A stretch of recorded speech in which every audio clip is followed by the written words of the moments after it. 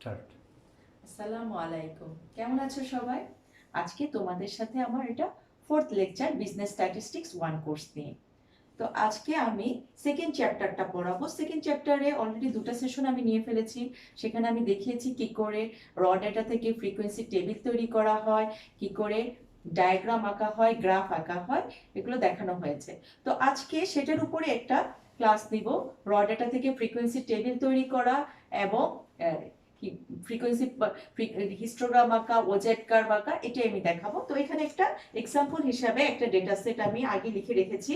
তো এটাতে আমি সলভ করব ফ্রিকোয়েন্সি টেবিল তৈরি করার ক্ষেত্রে।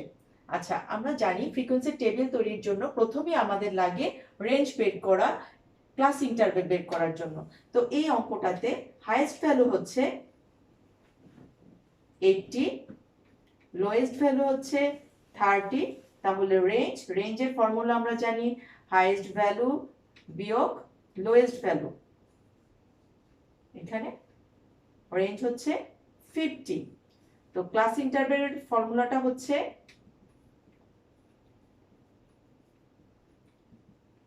Range divided by 1 plus 3.322 log n. এনটা হচ্ছে টোটাল নাম্বার অফ অবজারভেশন, যা এই ডেটা সেটের জন্য 30। এখানে 30টা অবজারভেশন আছে। তো এটা ক্যালকুলেশন করে দেখা গেল এটার মান এসেছে, রেঞ্জের মান কত, 50, 1 প্লাস 3.322 লগ 30, that is 8.465। এই হলো আমার ক্লাস ইন্টারভেলের মান 8.465। আমি আগে শিখিয়েছিলাম তোমাদের যে ক্লাস ইন্টারভেল আমরা নেব 5 অথবা মাল্টিপল অফ 5। তো এইটার কাছাকাছি আসলে 10টা নিলে ভালো হয়। এখন ক্লাস তৈরি করতে হবে টেবিল তৈরির ক্ষেত্রে। তো ক্লাস হচ্ছে লোয়েস্ট ভ্যালু থেকে ক্লাসটা স্টার্ট করতে হবে। এইখানে লোয়েস্ট ভ্যালু আছে 30। তো আমি যেটা শিখিয়েছিলাম ক্লাস তৈরির ক্ষেত্রে, সেটাও শুরু করতে হবে 0 অথবা 5 অথবা মাল্টিপল অফ 5। তো 30 থেকে আমরা স্টার্ট করতে পারবো, কারণ 30 তো মাল্টিপল অফ 5। তো আমি তোমাদের এক্সক্লুসিভ মেথডে কি করে টেবিল কনস্ট্রাক্ট করা হয় সেটা আগে শিখিয়েছিলাম। আজকে আমি করব ইনক্লুসিভ মেথডের মাধ্যমে কন্টিনিউয়াস ফ্রিকোয়েন্সি টেবিল তৈরির পদ্ধতি। আচ্ছা, প্রথমে ক্লাস, ফার্স্ট কলাম হবে আমার টেবিলে, সেকেন্ড কলাম হবে আমার টালি, থার্ড কলাম হবে ফ্রিকোয়েন্সি। যদি র ডেটা থেকে ফ্রিকোয়েন্সি টেবিল বের করা আসে শুধু, তাহলে আমাদের এই 3টা কলাম দিলে হয়ে যাবে। আচ্ছা, একটু প্রথমে আমরা একটু ক্লাসগুলো লিখে নেই।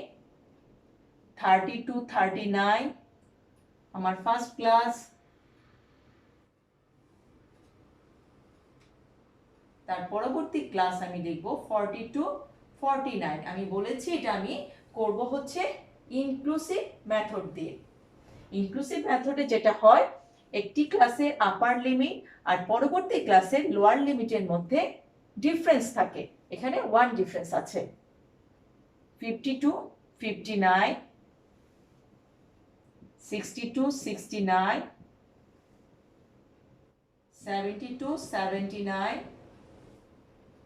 আচ্ছা, 72, 79 এ এসে কিন্তু থেমে যাওয়া যাবে না, কারণ আমরা জানি এখানে একটা হাইয়েস্ট ভ্যালু আছে 80, যেটা এই ক্লাসে বিলং করে না। সো এই শুধু এই ভ্যালুটার জন্য আমাদের 82, 89 এই ক্লাসটা বানাতে হবে। ওকে, এখন হচ্ছে আমরা কাউন্ট করব যে কোন নাম্বারটা কোন ক্লাসে আছে, টালি দিয়ে গুনে গুনে যাব। তো 50 আছে কোন ক্লাসে, 3 নাম্বার ক্লাসে, এই জন্য একটা দাগ দিলাম। 40 আছে কোথায়, সেকেন্ড ক্লাসে। এইভাবে আমরা দাগ দিয়ে দিয়ে যাব।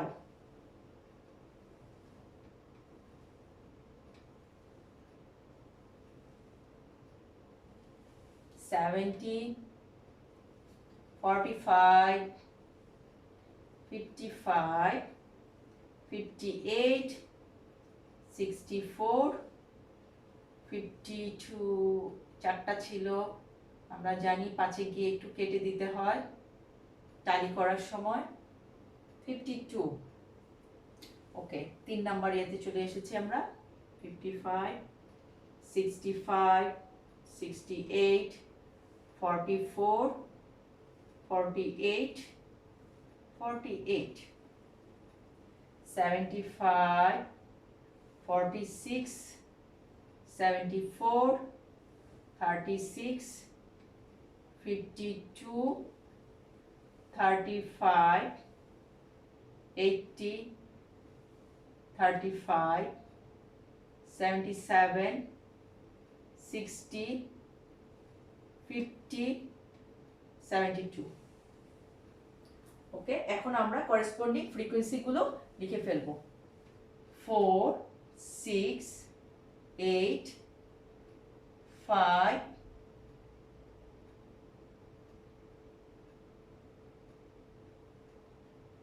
6, 1। 10, 12, 12 আর 18, 18 5-এ 23, 23 আর 7-এ 30 মিলে গিয়েছে। যদি না মিলে তাহলে কিন্তু তোমরা বুঝতে পারবে যে কোথাও কাউন্টিং এ ভুল হয়েছে। তো এটা আসলে খুবই ইজি একটা ওই যে কি করে র ডেটা থেকে কন্টিনিউয়াস ফ্রিকোয়েন্সি টেবিল তৈরি করা হয়। তারপরেও যদি একটা ক্লাসের সংখ্যা আরেকটা ক্লাসে আমরা ভুলে দিয়ে ফেলি তাহলে কিন্তু পুরো অঙ্কটাই ভুল হয়ে যাবে। এই জন্য খুব কেয়ারফুলি এবং অ্যাটেন্টিভলি এই কাউন্টটা আমাদের করতে হবে। তো এটা হয়ে গেল আমাদের র ডেটা থেকে কি করে ফ্রিকোয়েন্সি টেবিল তৈরি করা হয়। তো অনেক সময় যেটা হয় যে একই ডেটার উপরই বলে গ্রাফ আঁকো, তো আমি এই ডেটা সেটের উপরই হিস্টোগ্রাম আঁকবো, আবার ওজেড কার্ভ আঁকবো। তো যেটা করতে হবে এটার উপরই যদি হিস্টোগ্রাম আসে তাহলে এখানে আমার একটা কলাম অ্যাড করতে হবে, সেটা হচ্ছে রিয়েল ক্লাস বাউন্ডারি। কারণ হিস্টোগ্রামে কিন্তু কোনো গ্যাপ থাকা যায় না। দেখো ক্লাসে এখানে একটা গ্যাপ রয়ে গেছে। সো এই গ্যাপটা ফিল আপের জন্য আমাদের করতে হবে কি রিয়েল ক্লাস বাউন্ডারি করে ফেলতে হবে। এবং সেই ফর্মুলাটা তোমাদের আমি আগেই দেখেছি, একটু আমরা সেটা করে নিই।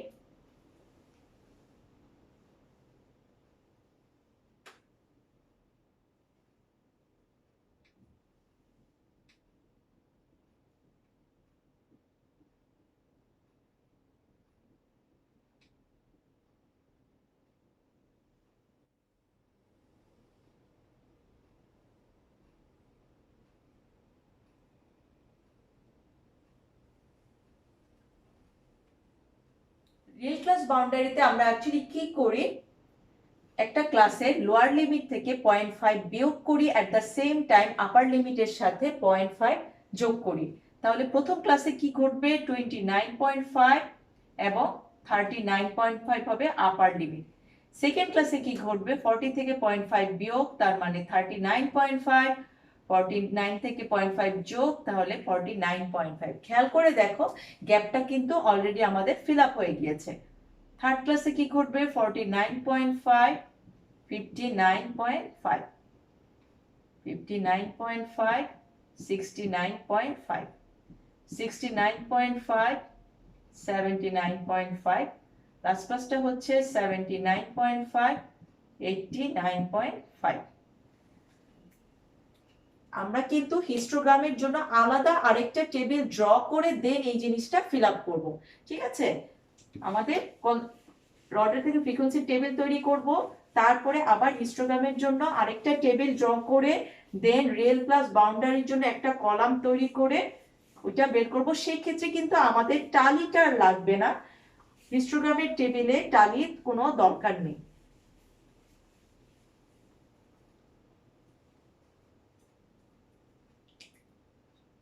আচ্ছা, এখন হচ্ছে গ্রাফ পেপার হাতে নিয়ে প্রথমে কি করতে হবে এক্স এক্সিসের এবং ওয়াই এক্সিসের স্কেলিংটা করে নিতে হবে, যে প্রতিটা স্মল স্কয়ার আমরা কত ইউনিট করে নিব এটা খুব ক্লিয়ারলি ডিফাইন করে দিতে হবে, এবং সেটা আমাদের গ্রাফ পেপারের উপরে ডানে মেনশন করে দিতে হবে, এবং আমার এক্স এক্সিস এবং ওয়াই এক্সিসের নামটা কি হবে সেটাও লিখতে হবে। তো তো এখানে তো আমি আসলে ভেরিয়েবলের কোনো নাম দেইনি। ভেরিয়েবলের যদি নাম থাকতো, ওয়েজ ডিস্ট্রিবিউশন, মার্কস ডিস্ট্রিবিউশন, এই জিনিস যদি থাকতো তাহলে সেটা আমাকে লিখতে হতো। তো এখানে আমি ক্লাস লিমিট লিখলাম, আর ওয়াইটা ছিল করেসপন্ডিং ফ্রিকোয়েন্সি, সেটা নাম্বার অফ স্টুডেন্ট হতে পারে, নাম্বার অফ ওয়ার্কার হতে পারে, সেই জিনিসটা ক্লিয়ারলি ওয়াই এক্সিসে লিখে দিতে হবে। এবং গ্রাফ পেপারের নিচে অবশ্যই ফিগারের নাম লিখতে হবে, যে হিস্টোগ্রাম থাকলে হিস্টোগ্রাম, ওজেড কার্ভ হলে ওজেড, ফিগারের নামটাও ক্লিয়ারলি মেনশন করে দিতে হবে। ওকে, আচ্ছা আমাদের দেখো এখানে ক্লাস ইন্টারভেল আছে 10 করে। আমি প্রতিটা 5 স্মল স্কোয়ার, 5টা ছোট ঘর সমান 10 ডিফারেন্স আমি নিব। এবং 0 থেকে স্টার্ট করে মাঝের ডেটা নাই, তাই এখানে না একটু জিগজ্যাগ দিয়ে দিতে হবে, একটু কম্প্রেস করে এখানে ডেটাগুলো রয়ে গেছে। তো আমার শুরুই হয়ে গেল কোথা থেকে, 29.5। 0 থেকে 29.5 জিনিসটা আমরা একটু জিগজ্যাগ করে রাখবো। তারপরে ইন্টারভেলগুলো বানিয়ে ফেলবো। 39.5, 49.5, 59.5, 69.5, 70। ক্লামজি হয়ে গিয়েছে, একটু গ্যাপ বেশি দিলে মনে হয় ভালো হয়, দেখি আর একটু বাড়ানো যায় কিনা। অ্যাকচুয়ালি এটা গ্রাফ পেপারে করতে হবে, আমি করছি হোয়াইট বোর্ডে, তাই হয়তো এত ক্লিয়ার হবে না।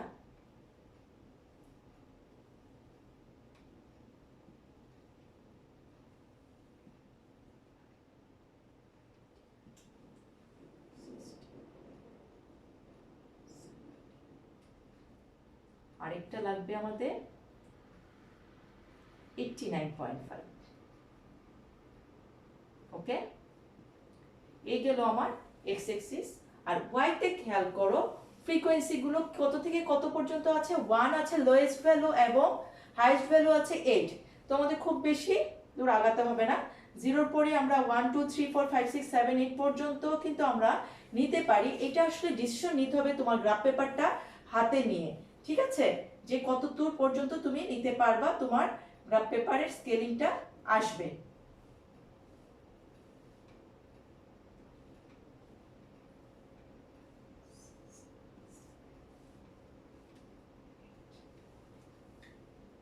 ওকে, এটা 5 স্মল স্কয়ার সমান আমি 1 ইউনিট নিলাম।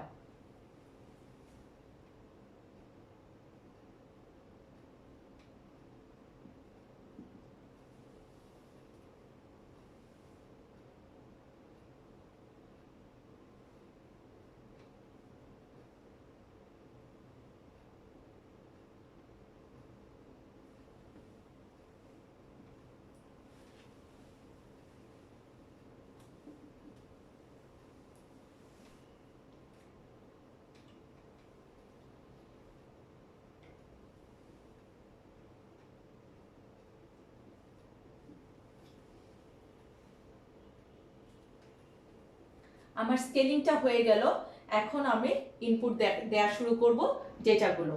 আচ্ছা, প্রথমে হচ্ছে 29.5 থেকে 39.5 এ আছে ফ্রিকোয়েন্সি 4।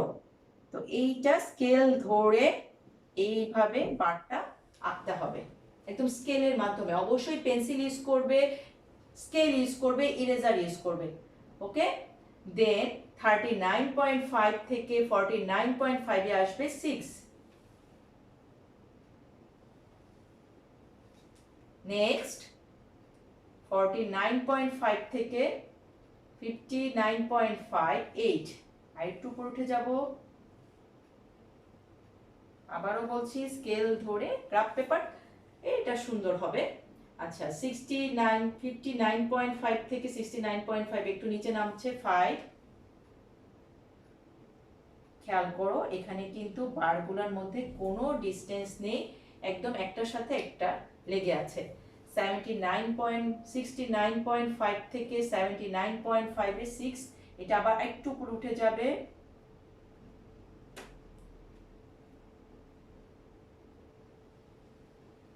এবং লাস্ট ক্লাসটা হচ্ছে 1, একদম ছোট এটা। ওকে, হয়ে গেল আমাদের হিস্টোগ্রাম। ফর ইনক্লুসিভ মেথডে ছিল, সেটাকে আমরা রিয়েল ক্লাস বাউন্ডারি করে নিয়ে আমরা হিস্টোগ্রাম আঁকলাম। এবং হিস্টোগ্রাম থেকে কিন্তু আবার মোড বের করা যায়। মোড হচ্ছে ওয়ান কাইন্ড অফ এভারেজ, যেটা আমরা থার্ড চ্যাপ্টারে শিখবো, মেজার্স অফ সেন্ট্রাল টেন্ডেন্সি। খুবই ইম্পর্টেন্ট একটা পার্ট স্ট্যাটিস্টিক্সের।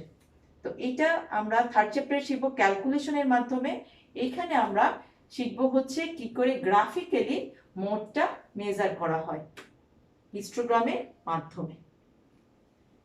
এটার হাইয়েস্টের যে বারটা ছিল সেই হাইয়েস্ট বারটা আমরা লোকেট করব, লোকেট করে তার একটা পয়েন্ট তার পাশেরটাতে মিলাবো, আরেকটা পয়েন্ট আরেকটা পাশে মিলিয়ে যেখানে ইন্টারসেক্ট করবে সেটা আমরা এক্স এক্সিসের সাথে দাগ দিয়ে দেখবো, আসলে সেটাই হবে আমাদের করেসপন্ডিং মোড।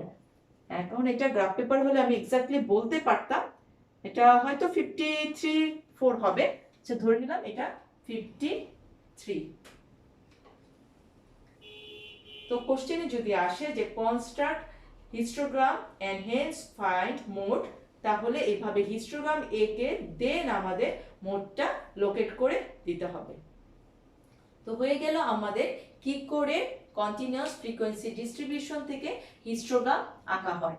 এখন আমি দেখাবো এই ডেটা সেটের উপরে কি করে ওজায় আঁকা হয় লেস দেন এবং মোর দেন। তো আমরা জানি লেস দেন ওজায় মোর দেন ওজায় কার্ভ আঁকতে হলে আমাদের লেস দেন কিউমুলেটিভ ফ্রিকোয়েন্সি লাগবে এবং মোর দেন কিউমুলেটিভ ফ্রিকোয়েন্সি লাগবে। তো আমরা একটু এই জায়গাটা এই টেবিলটা আমি একটু মডিফাই করে নিচ্ছি, তোমরা কিন্তু আলাদা করে আরেকটা টেবিল এঁকে দেন ওই লেস দেন এবং মোর দেন কিউমুলেটিভ ফ্রিকোয়েন্সি বের করে দেখাবে। এটা তো অ্যাকচুয়াল ফ্রিকোয়েন্সি, ওকে। এখন করব লেস দেন কিউমুলেটিভ ফ্রিকোয়েন্সি এবং মোর দেন cumulative frequency.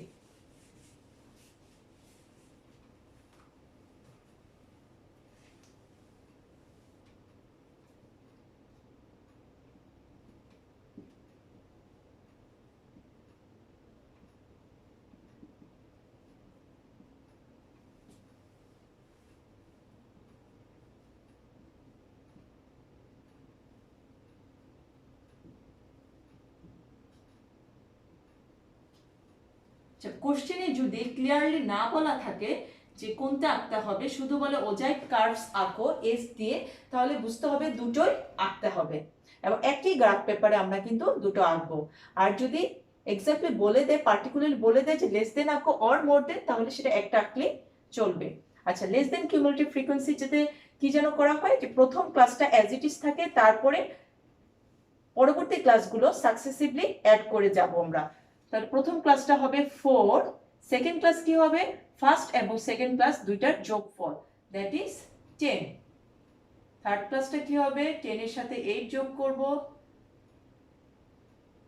Fourth class 23, fifth class 19 এবং লাস্টের ক্লাস অল টাইম হবে টোটাল ফ্রিকোয়েন্সি সমান। আমরা জানি এখানে টোটাল ফ্রিকোয়েন্সি হচ্ছে 30, তাহলে less than cumulative frequency last ক্লাসটা হবে টোটাল ফ্রিকোয়েন্সি সমান।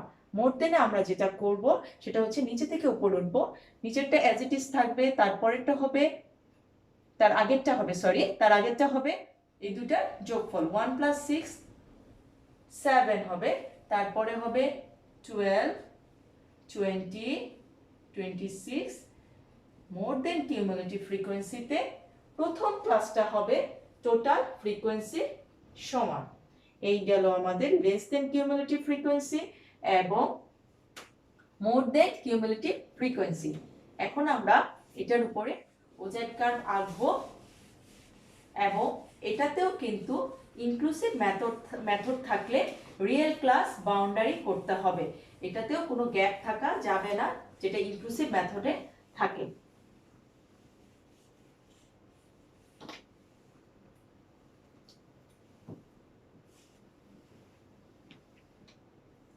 এটাতেও স্কেলিংটা ক্লিয়ারলি ডিফাইন করে দিতে হবে, এটাতেও একই ভাবে এক্স এক্সিসের স্কেলিংটা আমরা করব।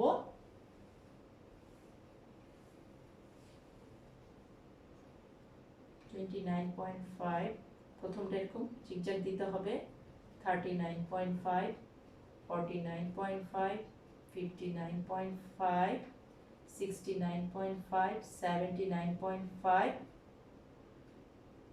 89.5।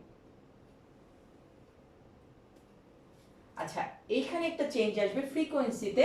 আমাদের হাইস্ট ফ্রিকোয়েন্সি আছে দেখো 30, তো আমাদের এখানে 1 থেকে স্টার্ট করে, 1 তো নেই, হ্যাঁ 1 আছে, 1 থেকে স্টার্ট করে আমাদের একদম 30 পর্যন্ত যেতে হবে। সো সেভাবে এখানে স্কেলিংটা করতে হবে। আমরা একটু 5 ডিফারেন্স করে নিই, তাহলে মনে হয় ভালো হবে। 5, 10, 15, 20, 25, 30। ওকে, তাহলে এখানে এক্স এক্সিসেরটা একই আছে।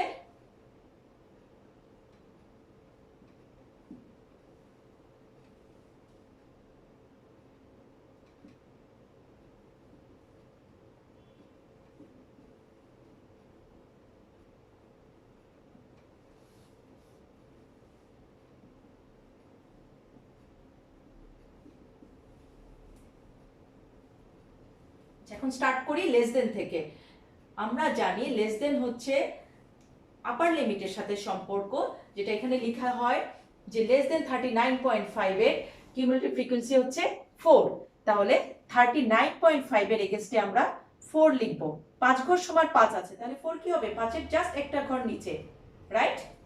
আচ্ছা, 39.5 এর এগেইনস্টে লেখা হলো। এখন হচ্ছে 49.5 এর এগেইনস্টে লিখতে হবে। 49.5 এর এগেইনস্টে কত লিখবো আমরা? 10। 10 তো আছেই আমাদের কাউন্ট করা। ওকে, আচ্ছা, তারপরে 59.5 এর এগেইনস্টে লিখবো 18। 18 হবে 20, 2 ঘর নিচে। আমরা কিন্তু একটা করে ডট দিয়ে যাব। ওকে, তারপরে 59.5 এর এগেইনস্টে লেখা হলো 69.5 এর এগেইনস্টে দিব 23। 25 এর 2 ঘর নিচে। 79.5 এর এগেইনস্টে লিখব 29, 30 এক ঘর নিচে, এবং 89.5 এর এগেইনস্টে দিব 30। এটা এখন আমি হাত দিয়ে স্মুথ কার্ভের মতো পয়েন্ট টু পয়েন্ট যোগ করে ফেলবো। এটা একটা রাইজিং কার্ভ হবে লেস দেন কিউমুলেটিভ ফ্রিকোয়েন্সির জন্য, এবং এটাকে অবশ্যই এক্স এক্সিসের সাথে মিলিয়ে দিব ব্রোকেন লাইন দিয়ে, ডট দিয়ে বা ব্রোকেন লাইন দিয়ে মিলিয়ে দিব 29.5 এর সাথে।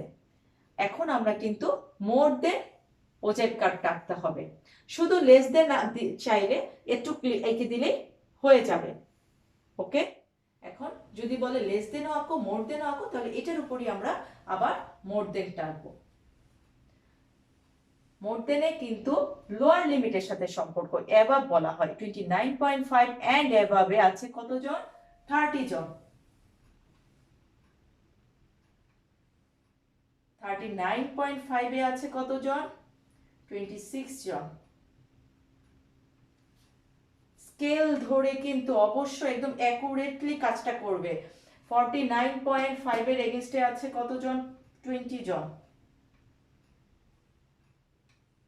59.5 এর এগেইনস্টে আছে 12 জন। 69.5 এর এগেইনস্টে আছে 7, 5 এর 2 ঘর উপরে, এবং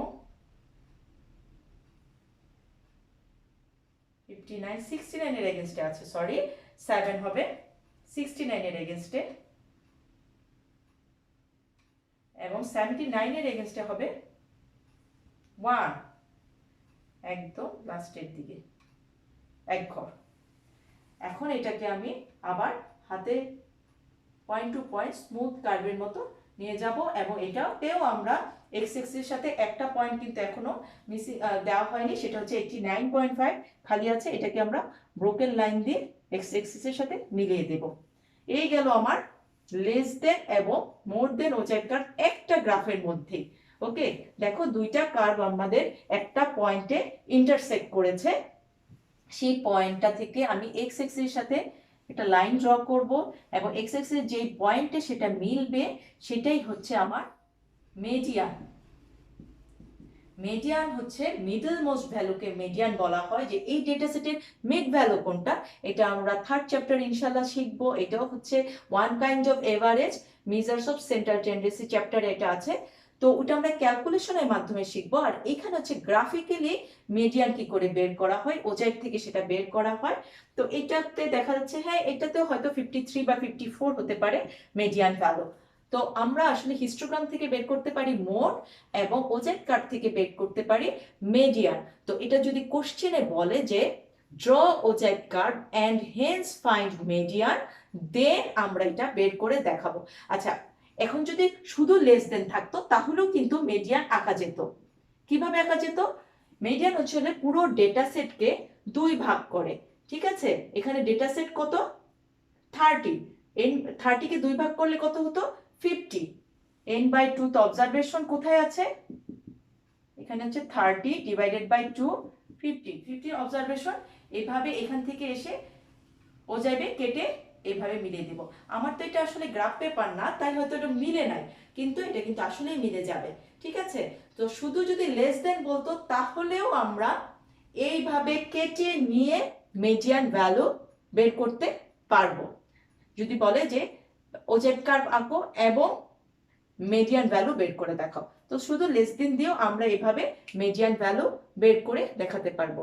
তো আসলে আমাদের এই সেকেন্ড চ্যাপ্টারটা যেটা কালেকশন এন্ড প্রেজেন্টেশন, এটাতে প্রচুর থিওরি আসে এবং অঙ্কও আসে। তো এটা মোটামুটি শেষ হয়ে গেল। এটার উপর একটা রিভিউ ক্লাস নিব আমি ইনশাআল্লাহ। দেখা হবে। তোমরা সবাই ভালো থাকো, সুস্থ থাকো। আল্লাহ হাফিজ।